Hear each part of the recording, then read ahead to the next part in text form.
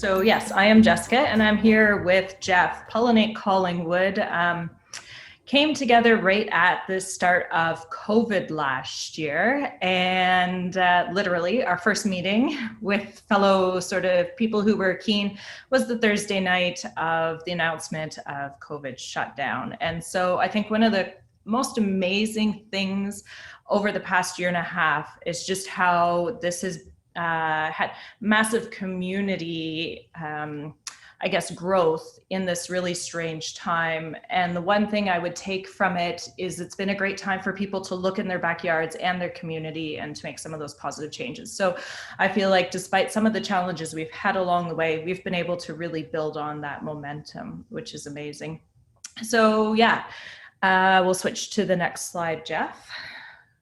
Jeff's at the control over there, so I'm just gonna we'll take turns. So to outline our evening, I'm going to introduce sort of how we connected, a little bit about pollinators and why this matters and why we're doing what we are doing. Jeff will go into a bit of gardening, and then we will wrap around back to where we're headed next as a group within our community.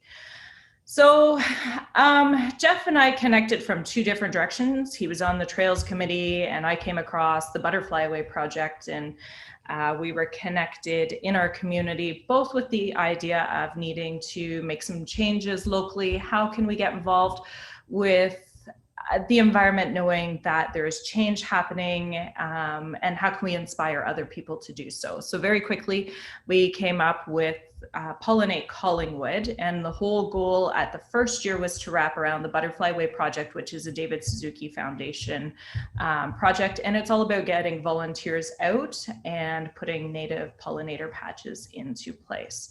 So sort of why does this matter? We'll switch to the next slide. Oh, and I'll touch very quickly. That's Carrington on the one side and Shannon on the other side. And we also have Carolyn, and you'll see a picture of her later. So our group of two has beautifully spread to 5 of us over time. And we're just going to go back one slide, Jeff, please.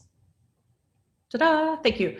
So why? This is a snapshot that Shannon put together of all sorts of headers of international headlines that were saying pollinators at risk, honeybees at risk, bumblebees at risk.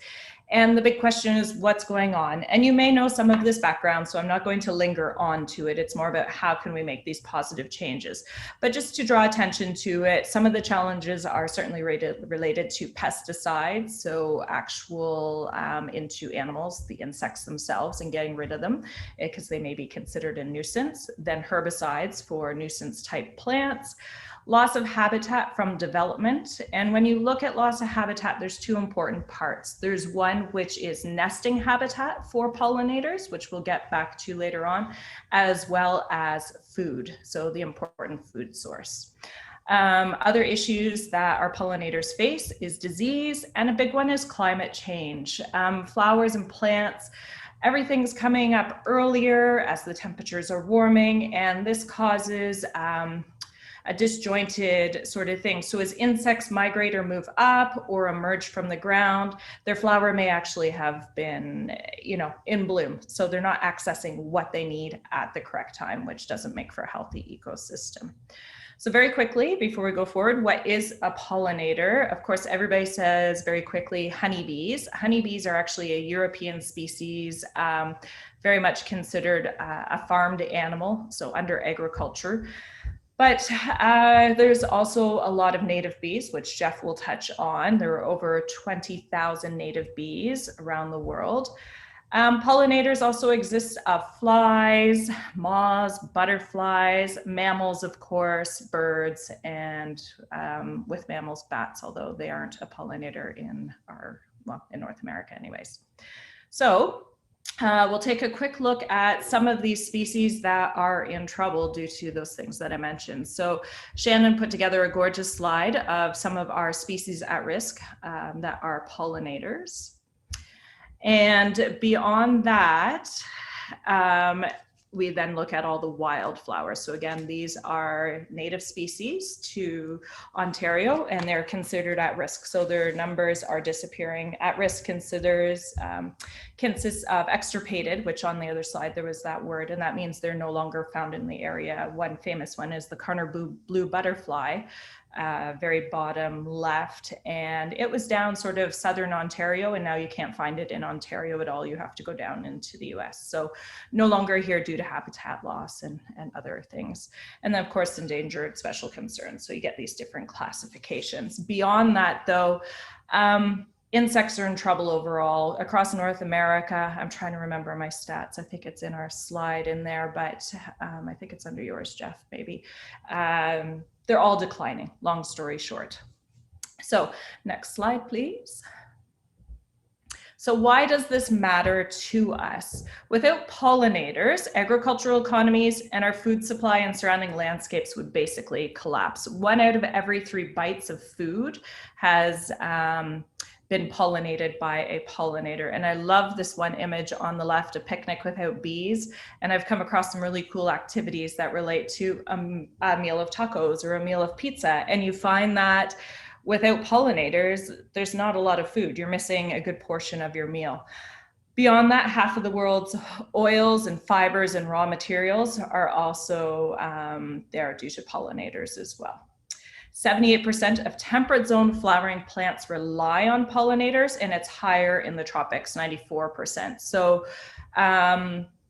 some, of course, pollination happens by travel by water, by air, or by moving around, like those lovely burrs that stick to ourselves and our dogs, but most of it is done by pollinators, so that's why it's essential. Okay. In addition to that, why they're important is they're just better suited for an environment. On the far left side, you can see Kentucky bluegrass with really no root system at all. And that's the majority of the lawns that you see. The other species moving from left to right are all native plants. And the first thing you notice is their amazing tap roots, which go deep into the soil. And that helps the plants when there's years of drought, various things. They help with soil erosion to keep soil into place. They also, overall native plants need less care, as you're seeing with those root systems. So less watering overall. They're better at carbon, what's the word I'm looking for? Carbon sequestration. They don't need lawn mowing, obviously, which again causes carbon increases. So all of this helps. You don't need to water them. They're specially adapted for our area. And with that, of course, they're adapted specifically for the pollinators. And the last thing I'll touch up on is the importance for the broad ecosystem overall. So when you have a native plant and the pollinators come in and it's specifically adapted to it, there's going to be better pollen nutrition with it, as well as sometimes you're getting into host plants, which Jeff will touch on as well. But if you have more of those host plants, more eggs will be laid and more caterpillars will grow, and the biomass, it moves up the food chain. So you've got a healthier ecosystem overall. Cool. Okay, thanks, Jess. No problem. So yeah, good evening, everyone. So I'm going to touch a bit on host plants and different species, as well as you know, how can you help and by building your garden to help pollinators in the Collingwood area. So the first page I'm going to talk about here is the monarch, probably the most famous butterfly and pollinator that's constantly talked about because of the migration and just, I think, the overall beauty of them. But you can see here we kind of go through different stages, which starts with the egg to the pupa, and then it comes out as the butterfly. What's key here is milkweed, and once again, it's kind of that's been the flagship native plant. You know, that's been focused on over the past few years because it is the only host plant for the monarch butterfly. So if we don't have milkweed, then we won't have monarchs here. So I think we'd all like, if you're on the skull, you probably are interested in keeping them around. There is a couple different cultivars or species of milkweed. The most common is common milkweed, but we also have butterfly and swamp milkweed up here as well. So you can kind of see them in the lower corners there. and of which all three you can grow in Collingwood. So there's a great opportunity to help monarchs in our area by planting these plants. Here's another great page put together by Earth Revival, which kind of goes through the various butterflies you'd see around here and what their host plants are. So the first one we talked about was monarch, which, as I said earlier, is milkweed, and there's 3 different types you can plant in your garden. I think just on that note, common milkweed does spread a bit quicker. So if you're looking for a plant that you can look at the other 2, the butterfly weed and swamp milkweed. Both will grow in your gardens as well, and they'll kind of they won't spread as quickly if you're looking for something that won't take over. So those are both great options there. The swallowtails are also butterflies you'll see around here, which you can see. Host plant for a lot of these are trees as well, which I'll touch on a bit later. But for black swallowtails, golden alexanders, as well as dill. So if you're planting, once again, for in your raised boxes for vegetables, dill, you might end up finding them on there. The silvery checker spot, which is black-eyed Susan, which is another common plant. I'm sorry, let me just move videos here. And then we have the great spangled fritillary, if I'm saying that right. But violets, which I think they're kind of a really interesting plant because they don't grow very tall, so you'll often see them just even on your lawn. There's a couple different varieties in our area that can grow, that can host those butterflies, so that's great there. The eastern-tailed blue, which I've seen in my yard a few times. So legumes, so once again, if you're growing beans or anything like that, you'll see it around. But also the prairie clover, which is a great option for a ground cover as well. That's the image of this little plant there. The viceroy, which is which is a very interesting butterfly because it mimics the monarch, but it in fact does not use milkweed. It once again, host plant are mostly trees. Morning cloak's very common as well, which you can see willows is a reoccurring one here. Red admiral, which is there's a couple nettles there, stinging nettles. I think the names speak for itself. You want to be a bit careful about those because if you rub them on your skin, it will kind of create an itchiness. But once again, there's other options there that will not. So these are just some of the common butterflies in our area and their host plants, all of which. Sorry, Jess. Yeah, painted ladies and pearly everlasting. I like. Yes, yes, I have those in my garden as well. So those are great plants as well. Yeah, all these I'll kind of mention a bit later, but there's a few native nurseries in the area which you could get any of these plants at. So much more accessible than they used to be. Native bees, so Jess touched on this a bit earlier. There's over 20,000 bees in the world, and of which 800 are in Canada. These are just a few here. I'm not an expert in but when you see the slight differences in these bees, you can see you kind of the variety that we have here. The most common would be like a bumblebee or even wasps, things like that too. So yeah, there's various bees, all of which need nectar to feed and live. So there's great options there as well. I love the sweat bees. They're the green colored ones. Yes. Yeah. And Carrington, who's another member of Pollinate Collingwood, she runs Earth Revival. So her website is very, if you're looking to learn more about bees, she's very great at, as you can see here, illustrating their importance. But yeah, here's a few more. Yeah, so not all bees are in hives either. That's once again more of a honeybee. But you can see here a lot nest in the ground. They just kind of dig into it, or in sticks or in stems of old plants. So it's not just kind of that stereotypical bee you're looking for here. They actually live. When you build up your garden, you build up your landscape.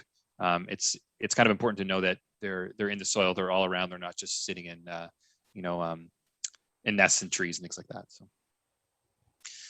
Here's a few other plants, of which I've mentioned before. Wild bergamot, once again, another very popular one, and you can actually use those leaves for tea, so that's kind of fun as well. Cardinal flower, which that one needs to be in more of a wet area, as well as great blue lobelia. Both are kind of sister plants of the same genus there, but they're very beautiful. I think I have both or one of them in my garden. And then the orange is butterfly weed, so that's part of the milkweed family as well. So that's something you can mix in. It's a very beautiful plant, as you can see there. It's pretty striking, especially when you see that orange from a distance. So it's a great add to any garden. There's a lot of great websites. This one's from the city of Guelph on how to set up your garden. I would say garden design is maybe one of my strong points, but you can see here how they set it up by height to kind of, bunch it together and make it look more of like a traditional garden if that's what you're going for. But also if you want to set up more like an English type garden where you have, you're not seeing as much soil, you can set up like a meadow. It's really up to you, but all these plants will do well in this area. So a few to touch on here. Wild lupin, Jess was talking about, what was that butterfly again? Yeah, it's the Cardinal blue. That's Cardinal blue. Yeah, so that is the plant that to a certain degree disappeared around here, which is the host plant. So you can grow that here as well. It's very beautiful. I've been trying to grow it for a few years now and actually has taken off this year. So I'd strongly recommend that plant as well. You never know, maybe one day it'll come back. Foam flower is in the middle left side there. It's a great ground cover. I often get asked about ground covers. I definitely recommend that one. Won't grow it incredibly quick, but it covers with nice green leaves and has white flowers in the spring. There's, cone flowers there. Blazing stars are very beautiful as well. So there's lots of options, of which, once again, I'll mention the nurseries that will have all these available to them. And then here's an example of a shade garden. A few different species here. Bunchberry is great too. It has red berries in the fall, which is very beautiful. Wild ginger, Canada anemone, and pagoda dogwood, which is actually more of a shrub, which is it's a great add to as well there. So there's a lot of different varieties to go from here, whether in size or type of plant. I added this slide in just kind of earlier today, but I use an app called iNatural, so you can also just use your browser. What's really handy about this is if you see a plant in the forest, you can snap a picture of it and upload it to this website, and it'll help identify it for you automatically, which for me was very helpful because I didn't really know where to start originally with these type of plants. But what's great about it is these observations are stored as data points, and organizations like Ontario Nature, even the Ontario government will use these to see, where certain species, whether it's plants, frogs, snakes, whatever it is, you can take a picture of it and post it on there, and it'll be used for scientific studies as well, which is great. This is just a shot of my screen here, just taking pictures of kind of things I've seen as I'm hiking. But it's cool. You can see it plotted, and you can also see the color here. It's all red, but you can kind of see it'll turn green the more common it is in that area. So it's a great little app if you're looking to learn as well, just in general, about any species you see, whether it's plants or animals. So I definitely recommend checking that out. So tips for planting. There's a couple different styles you can use. I mean, we're not here to tell people to rip out their gardens and put all native plants in. But I'd recommend next time you're thinking of putting some of your garden to take a look at what you can plant that will help, whether it's a host plant or a native pollinator plant. There's lots of different ways to approach this. You can cover a whole garden in cardboard and put mulch and soil on top, and you can start fresh, and that'll kill all the weeds. And then you can just put seeds in the fall and they'll come up, or you can actually buy plants. So there's a lot of great strategies here. If you ever want advice, you can always reach out to us through Facebook or Instagram, and more than happy to give a few pointers on where to start. But a couple key points in here are to have, patches of dirt, some logs. That'll also bring some frogs and maybe even snakes to your yard, which is kind of cool. And then the 10 degrees mark, you can kind of see here. You really want to leave that stuff in the spring until it's been a week or so above 10 degrees.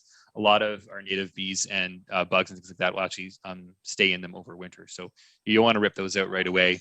They're a great source. They're a great home for a lot of species that you want to keep around. So right now, the town of Collingwood has a community forest project called Canopy. And of which I believe, and Jen, correct me if I'm wrong, but you get 50% back after you from purchasing a tree. And when I was showing the butterfly slide a bit earlier, you saw a lot of the host plants were trees, in fact. So you can see here, this is a poor quality image from a Doug Townley book that I have. But on the right side, you can see the species supported, which is kind of the key here. And you can see oak, willow, cherry plum, birch. They're kind of the top, and I guess poplar at the bottom are the top 5 there. Oops. And so those are from those species, you'll get the best bang for your buck when you're supporting kind of native insects and butterflies in our area. So, I kind of recommend starting with those as you work your way down. And this is all native to our area, but certain species that we plant around here won't even have, won't support any. So it's kind of interesting to look at. Oak being by far and away the best to plant. It just hosts, a ton of bugs and things like that. So this is a really good source, and it's from a Doug Townley book called Bringing Nature Home. So if you're looking for something to read as well, that's a great ad there. I will add on to that one, Jeff, with oak, try to stick to white oak species. There's a bunch of them. Red oak species are more susceptible to oak wilt, which is coming up from the United States. So it'll be, Gotcha. Time will pass before it really starts affecting our oaks. But if you want to be really thinking about the future, white oak species have a better chance of survival than red Good to oak. know. Okay, great. The other one, Jeff, can you touch on, I know there's 9-bark, buttonbush, Nerjuicer tea for some shrubs. I'm trying to think of some other ones. Highbush cranberry. Yeah, highbush cranberry, which I saw on the weekend, actually is a very beautiful plant. It's something I'm going to try to get to my garden. Yeah. There's a couple good, like buttonbush, spice bush, which is the host to the spice bush swallowtail, not surprisingly. Once again, we're a bit far north for that, but you never know, especially with climate change. You'll start to see some of these more southern species coming up. So that's a host plant there. Witch hazel is another great one. There's quite a few good, bushes that you can plant as well if you're looking for something a bit more permanent that'll stick around through the winter. You can never go wrong with any dogwoods as well. They're a great ad. And once again, the oyster dogwood or red dogwood has those beautiful red stems around Christmas time and in spring. So it's for a beautification standpoint, it's a great ad as well.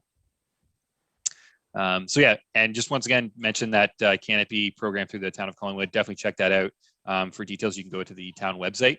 But it's a great way to save a little on planting trees, and it helps us as people from carbon sequestration standpoint, as well as our bugs and butterflies. This is a picture of a bee home. You can often purchase them in home hardware and things like that. You just got to be careful with how you plant these. Sometimes they're not set up for success. I know Jesse mentioned earlier that if some of these holes aren't 15 centimeters or 15 inches deep, it actually affects the which gender the bee will come out as. So it's helping, it's not helping in the correct way. So I'd recommend the David Suzuki website has how-to instructions on how to build these if you're looking to put something like this in your garden as well. Yeah, it's under David Suzuki, Queen of Green. And I think there was a link on one of the earlier slides for how to build a pollinator garden through that Queen of Green too. It's just nice and succinct.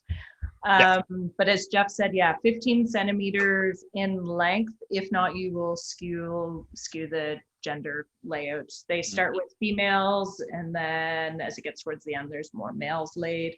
So you'll end up with a lot more females and as many males.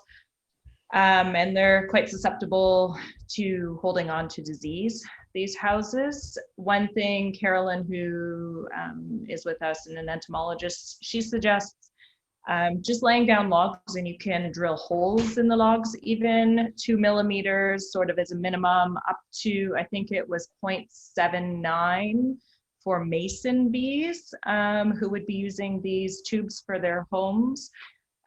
So there are some guidelines with it, but it's putting log in nature, there it stays, and then you're not messing around with all of these components. And the log is just great because it breaks down for detritus and nutrients for the soil, and homes for other things, as Jeff said as well.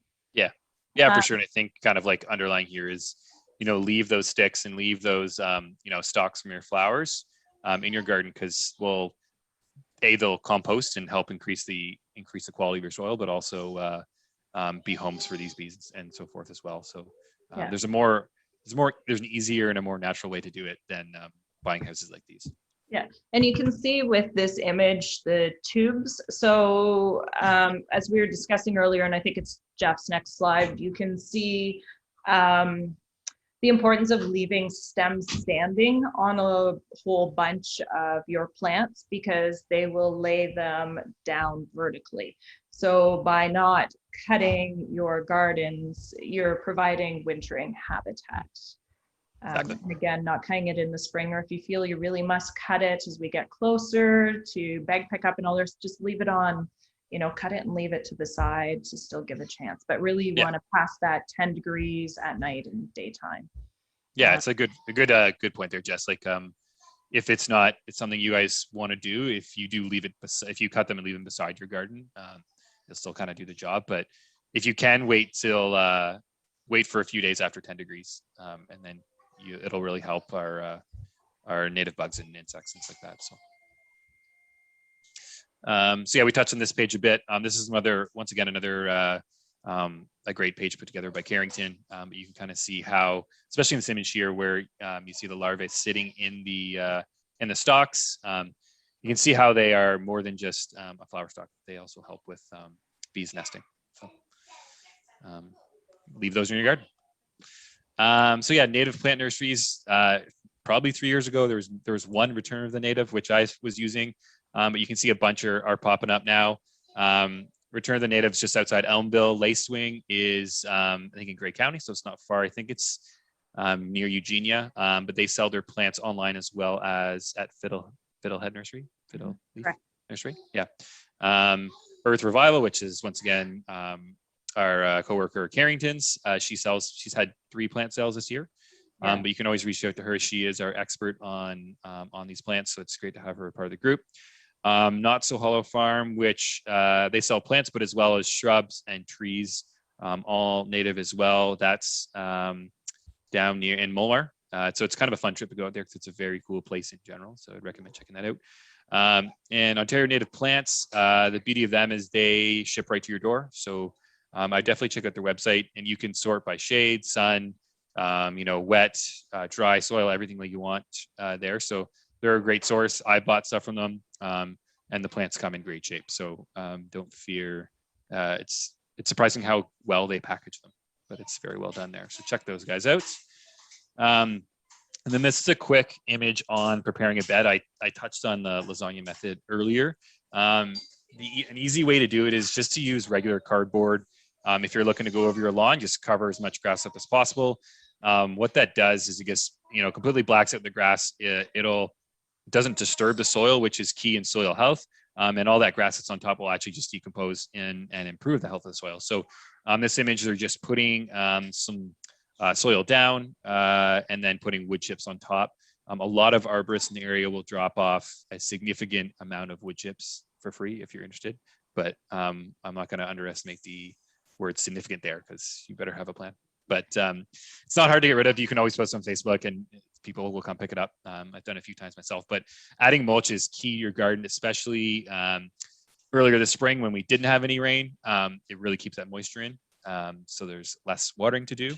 And then now with all this rain, it'll really soak that up. So it keeps your soil cool. Your plants will last longer. And it actually, as they decompose, it improves the quality of your soil. So if you're looking, that's something you're interested in as well.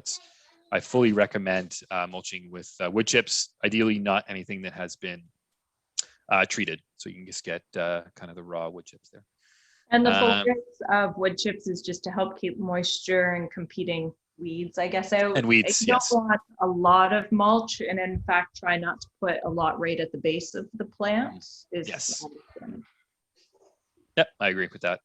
And then include, you can kind of see in the image over here too, rocks, sticks like that. It really kind of invites other species into your garden. Like I used to, when I first arrived at my house, it was just all grass, and now I can see, toads jumping around all the time, which is kind of fun. Got to be careful with the lawnmower, but it's just great to see that kind of stuff in your garden, especially from where it used to be to where it came. So kind of bringing nature home or bringing wildlife back to your property is a kind of great philosophy when you're looking into this type of gardening. Yeah, the grass is a desert. Yes. Bellamy said so. Yeah, nature back in. Yeah, and just I guess on that note too, when it comes to grass, there's a lot of options for when it comes to seed, what you put down. Like clovers are great to put down. Not native, but it still provides pollen for our species, as well as there's a couple of good mixes you can get that include a few native plants as well. So check those out if you're looking for something other than grass. And it's still kind of, you can walk on it, you can still cut it, and it won't die off. So it's a few cool options there. If you're looking for more details, you can always reach out to us. And then once again, I know there might be a few questions on growing from seed. This is a very detailed way of doing it if you're looking to grow kind of indoors in early spring. What I'd recommend is you can just put soil in pots, put the seeds in the fall in that pot, label it so you don't forget, and then they'll come up the next spring. Some species require a bit more care, and if you're buying seeds, or if you're looking for help there too, you can always reach out. But it's an easy way to get native plants for the next year. So even if it's milkweed, just grab a pod, put it into a pot, cover it with soil, and then next year you'll have some come up. So it's the easiest way to do it. Here's some other ways of, if you want to kind of grow lights in early spring and get a head start. So. And some native seeds require cold stratification, like they Correct, have to go below freezing. Common milkweed being one of them, but there's a whole bunch of different varieties. Exactly. Yeah, and scarification is another type where it's the B segment here, which is lupin. I know does that. So just the seed will come with a protective layer. The idea is there that when you rub a sandpaper, or even if you get nail clippers and just chip a bit off, it ignites the seed to start germinating. So while that can be complicated, you can also just buy plants from nurseries as well if you don't feel like going down that route. But it's fun to grow from seed, so I would recommend that. It's kind of a cool process. So I'll pass it over to Jess to finish the presentation off.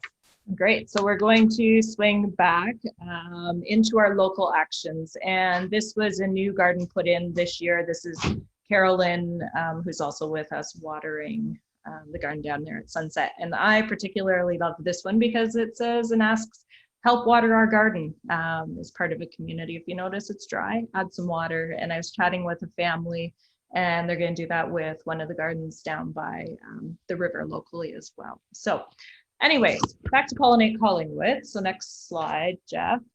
These are just some of the things that we've been doing and hope to continue doing and get the community more and more engaged in. So as mentioned, we started with the David Suzuki Foundation putting in butterfly gardens, and we were at the end of last year one of 15 communities across Canada that had over 12 pollinator gardens. The requirement for an actual community was 12, and that's because it provides a connectivity across a community, a highway for insects to travel across. So in addition to sort of 15 between residential, business, and community gardens, we also put in 9 school gardens. We hope to engage with schools more and more over time. Shannon donated a bunch of books to our local schools, and you can see here in the middle. Jennifer Parker was involved in a story walk that's over at Heritage Walk. So it's a story about pollinators and there for anybody to read along the way. And with National Pollinator Week, which is the 3rd week in June always, the library has been great to post the past 2 years, just sort of this collage of books that they carry related to pollinators and pollinator gardening. And native plants. There's so many great books out there. As Jeff touched on, Doug Tallamy. Another one, I was listening to CBC, and it was a replay of a tapestry program earlier today, and it was by the author of Braiding Sweetgrass, which is an incredible book as well. Xerces Society has some amazing books for identification and actual books on planting a butterfly garden, planting a bee garden. So it's really targeted at the insects. So lots is out there. We've also been involved with general education. You see just above our logo, there's some signage, and that was over at the Simcoe Street Gardens. So again, putting those gardens in place, but also providing that background information so that people can, be curious and start to learn and start to engage that way. Okay, next slide, Jeff. This was this year at the end of National Pollinator Week. We've been fortunate in that we have had a donor provide money for us for the next 5 years. That helped put many of our gardens in place this year, but it also let us give away close to 200 plants to to our community, which was amazing. It was fun, so fun to hand out plants and be like, would you like a free plant? And provide that opportunity to learn along the way. And what we did is we made sure on the image on the right that if people could see an image, I mean, you can buy a green plant, but you don't necessarily know what's in a garden and what it'll look like. And so by doing this, people could take a quick snapshot of the plant that they were taking home, and as well as what its requirements were. Jeff mentioned earlier the local gardens. I didn't put up their Green Tree Garden Emporium, and they're getting into a few more natives as well. And Carrington was great and made a display board for there.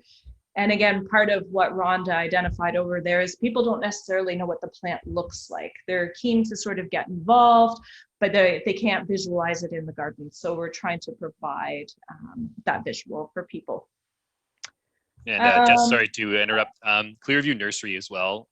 They do have, if you look at their catalog online, they'll have, they do put a little symbol there for when it's a native plant. And if you call them, they'll have great recommendations as well. So they have less flowers, but more of the trees and shrubs if you're looking for things like that. So check them out as well. Another good local company that can help on that end. Yeah, good point for sure. Just going back, thinking for a second too, with some things to add on. The town has been incredibly supportive along the way too, with COVID, especially last year, and how to engage in providing outlets and things for people to do. There was Camp Collingwood that ran, and we were able to feed into 2 of the educational weeks for the community. One was connected with farming, and the other one was flight, which actually lined up with the Flight of the Monarch Day in August. I think it's August 22nd, which was fantastic. So I think that's one of the big things going forward, is just these connections that keep going, which is absolutely amazing. Okay, now we'll jump forward. So this right here is another connect with the town. So Lindsay Gosnell is the GIS technician in town. And this is something she did on her volunteer time, using the town technology and supported by the town that way. This is a story map of pollinator gardens connected with Pollinate Collingwood within our community. So what's amazing about this site is it provides some background of what we're doing, the importance, but then it also allows these amazing pin drops so you can visually see where our pollinator gardens are. This year we've added 7 more gardens. There's one at North Pine Street, 4 over at Sunset Point, 2 at the welcome signs. But what is amazing about this that I didn't realize till I could really see it was that gap in the tree and number streets, where obviously we can have some fun communicating and linking with people about pollinator gardens and the benefit there. So this is an amazing tool, and also links to our developing website, pollinatecollingwood.ca. Broadening this out, so you can see we're not the only ones, with this passion. It's something that's catching, which is just beautiful. So these are plots of butterfly way gardens, not necessarily communities in all of them, meaning again that minimum of 12 gardens, but people who have been planting. One of the great things is we've been able to, through this program, connect with groups in Meaford, Town of Blue Mountains, and Rob Roy and Creemore, who are also starting to put in gardens as well. So you get to see this wonderful connectivity, not just within your community, but within your region, and then you can see this bigger picture. And again, they are right across Canada as well. Next slide, Jeff. So sort of as we were wrapping up last year, we were thinking, okay, what comes next? We're running by volunteers, not as much volunteering as we wanted due to COVID. Again, we would have loved to get people out planting together, learning together, getting our hands in the dirt together. But we were still seeing, how do you take this to this next step? And how do you feed it into the town on that next level? So that's when we went to council and brought forth the concept of becoming a Bee City Canada community. We can go to the next slide. And the result was we did gain our Bee City Canada certification, which was really, really exciting, and took the group ourselves, folks with Parks, Rec and Culture, and other BIA, as well as, I'm trying to think who else, Blue Mountain Watershed Trust and other organizations, Environment Network, to put it together. And why it was sort of this group effort, because it was drawing on past initiatives, current initiatives, and where we're going next. And to be a Bee City Canada, you have to show how you're supporting habitat, how you're helping with education, and sort of where you're going within 5 years and as a community. One of the big things going forth is to work towards a pollinator strategy. We're not sure the form it'll take within our town, but certainly would look at internal documents, hopefully some bylaws, and this overriding direction of how to embrace sustainability. And within that as well, the town had declared the climate crisis 3 years ago, 2019, I believe, in the fall. So it feeds into that sort of as well. As we were wrapping our head around all of this and realized as well with our donor, it was like, where do we go next as a group as well within those 5 years? And we came up with some goals, and they included stewardship for habitat. So that's, again, how to make that on the ground change. One thing Jeff has been working on is actually rewilding a section along Poplar Side Road. In addition to that, there's a great rewild section along the train trail heading towards the river. But how to connect people to making those changes in the backyards, front yards, and also accessibility to plants. So making sure people understand the plants are out there and there are options for planting. Then again, supporting municipal policy, and finally networking ourselves around locally as well. So helping and learning from all the local groups as well. One thing where the town also fits in is support of in-kind. So again, like those posts about the library, all the books, the museum camps, all the camps, that sort of thing, as well as social media. So, you know, it's been amazing to have the support of the town throughout all of this as well. I think that might be it. These are, again, we've drawn reference to Earth Revival a couple of times in Carrington. Carrington is amazing in that she grows her plants by seed, and I'm just in awe. She plants hundreds and hundreds of plants, as does Pauline at Lacewing, and again, Kate, a return of the native, Kate Harris, who has a really interesting blog. She was a journalist as well. Reach out to Carrington, check out her site, because the educational material that goes along with what she does, she has a real passion for, and it's all about that enabling connection. So those are just a couple of pages from her site there. And I think we are at questions. Here's Kevin Bell, who's a great supporter. He's a teacher over at CCI, and he has a round of David Suzuki plants that went into the ground last fall. He's super keen, which is amazing. And yeah, that wraps us up. That's fantastic, Jeff and Jessica. Thank you so much. To everyone in the crowd, if you have any questions, please feel free to ask the question directly, or if you want to pop something over into our chat, I can also share that with Jeff and Jessica, and they can see that on the side. So if there were any questions, now is the time. I had a comment over here that was very interesting presentation, and a thank you. Do you know if hornets are pollinators? Yes, I believe they all pollinate, just not as efficient as bees. That's my understanding. Wasps too. I mean, they're going to a lot of human food and other things as well, but they are, yeah. Yeah, as long as like they're visiting flowers, and I mean that's the key, is that they're going from flower to flower, so they will. Like I don't know, like as Jess said, like from an efficiency standpoint, if they're the best. I haven't heard that, but they definitely do. As frustrating as they can be, they definitely do pollinate. So.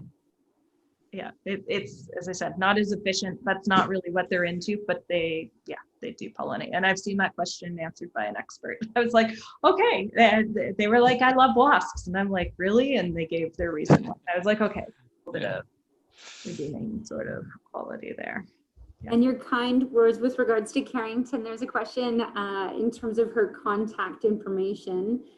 So she was related to that particular nursery. Is there a contact piece that we can pop into the chat that would be helpful? I can pull up, I think she's just earthrevival.ca, I believe. And she has a list of her plants. So she lives between Collingwood and Wasaga Beach. she's been going, as Jeff said, there's been 3 pop-ups at the Wild stand, and I believe she's starting Thursday nights there as well. And I think Daryl's offering her first Thursday night tomorrow night. Yeah, you can always, there's her website, but you can always, if you have social media too, follow her on that. She posts when she's having those. And I think the Wild stand will probably post something as well. So yeah, follow them on social media for sure. And you'll be able to get, if you're looking for plants, she still has some left. I know that. So you can always reach out to her. Yeah. The question about in the fall. Yes, I battle my partner, my husband, every fall. He wants to cut them and I'm like, no, leave them up. And so I have finally won, and we do leave them up. I still have to slow them down in the spring, but yes, it's supposed to stay up through the winter, because basically your garden is a nursery right through the winter below the leaves. One that we had fun with was with woolly bear caterpillars, which turn into a moth. I can't remember which species, and they overwinter in the leaves. And there was 2 years ago, I believe, there was a whole bunch of them, and my son overwintered 2 of them in our shed. And sure enough, in the spring, they woke up. We gave them a little bit of water and waited till the temperature definitely made it over that 10 degrees over and over. So not even just a singular night, but you want to make sure it's really consistent. So really you should wait to cut them into the spring. Yeah, and just on that note too, like the stems stick up, obviously, which aren't the most attractive thing, but I mean, do provide those homes. But you'd be surprised too how much is just in leaf cover, like under your garden too. So even if it's your lawn too, like later in the season, if you don't mind it being a bit longer, you could leave that over winter, and that'll provide some protection as well. So anything that's kind of coverage, coverage helps. So when it kind of goes to raking your lawn in the summer or in this early spring too, I know it can damage your grass too from if you do it too early, if it frosts again. So if you're looking to have nice grass, like I wouldn't recommend doing that, but also raking would kind of rip up any protections that are there for those guys anyway. So answer Kara's question. It's called iNaturalist. That's the website. And yeah, it is really cool. I think it's kind of the most popular of those ID websites. As I said, I know Ontario Nature uses it.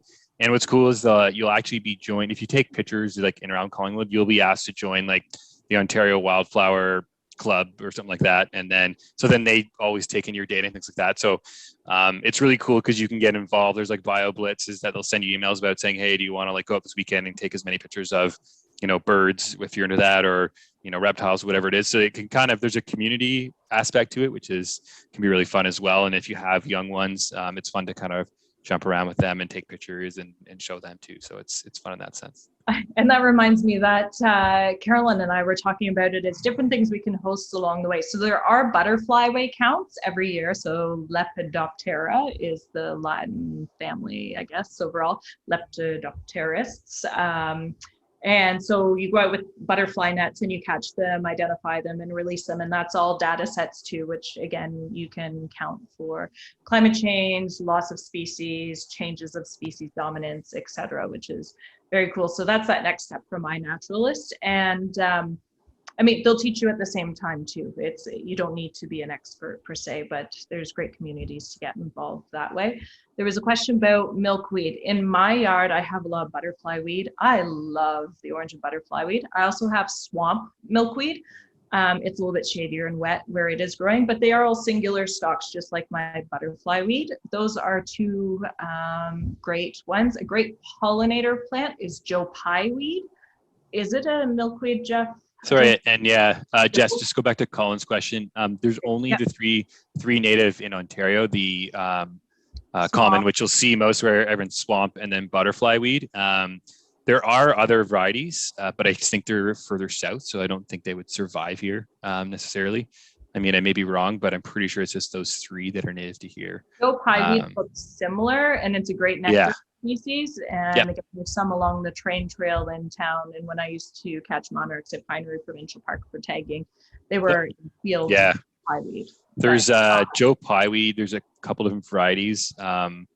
If you're ever in Mountain Croft, I'm in the corner of Finley and Clark Street, and you can kind of go see them there. But they're really cool because they're very like tall plants and very bushy, and they have like a massive pink flower. So They're really cool, and kind of the one that goes you see a lot side by side is Bone Set, which is looks similar to Joe Pye weed but has a white flower instead. So they're really cool, and kind of like Jess said, once those get going, which mine are just about to flower now, they're always very busy. So it's a busy way station. yes. Registering a pollinator garden, and I love Lindsay, who's put in her shameless story map promotion. Yes, thank you. Lindsay's amazing for all the work that she did with that.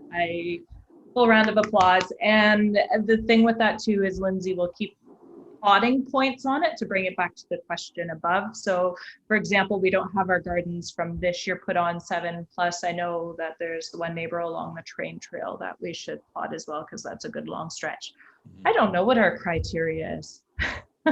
This has been the amazing thing about Pollinate Collingwood, is the evolution. It's just sort of rolling and flowing, and I would love to see more pollinators up there, because it'll just pollinator gardens, because it'll just keep growing and growing and growing. I think it's important. And I support a pollinator garden that's Jeff put some in on the trail that are what, 2x2? Yeah, I think something like that. Yeah.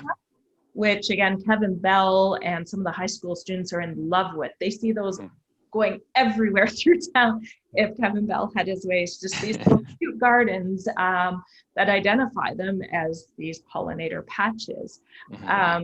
So I'm pretty comfortable with adding more in. I'm just trying to figure out, maybe send us an email and then we'll go from there. Yeah, and I think too, Jess, kind of the question was like, what is the criteria? Like, I want to stress here, we're not telling you that everything in your garden has to be native either. But I would just, like it can be a mix. Like it doesn't have to always, like I have hydrangeas in my yard. Like it's not, you don't have to have everything native. We're just, asking that you look into adding a few where you can. And the key ones being host plants. So as kind of Jen said earlier, you will be able to have access to the presentation later, or just once again, message us on social media. But those host plants are the key to making sure we have those butterflies and those species around. So the other thing I love about pollinator gardens, hopefully, is that they go cross season. So you have some early blooming, some summer blooming, and some autumn blooming. Yep. There's lots of goldenrod species, which are fantastic. And asters in the fall. Yeah. Yeah. And they don't take over necessarily if you don't want them to. Yep. But that was on that list, but we didn't really touch on it. Mulching leaves. I say, I'm working at the premise, if I fill my garden enough not to trap it, as we discussed before everybody came on, so that becomes overgrown and there's no air going through. But to have a garden that self-mulches is, to me, the ultimate goal. So you're actually not doing much with it. Any deadfall or old growth goes down. It prevents weeds from growing up, provides that fantastic habitat. So yeah, ones that are a little bit harder are oak leaves. They're heavier in tannins and they won't break down as quickly. I think oak or maple would probably be fine. Yeah, for sure. And I think you can always run them over with your lawnmower too, and then put them in your compost if you do compost. Like I put everything from grass cuttings to leaves in my compost, and in the spring it all comes out all good. So and they do come up slower. If you do mulch, your plants will generally come out of the ground slower, but they will come through regardless. I wouldn't recommend necessarily, if you see one coming up, peeling them away either. Plants just might not be ready for that much light. You might end up scalding them anyway. But Lori raised a good point there.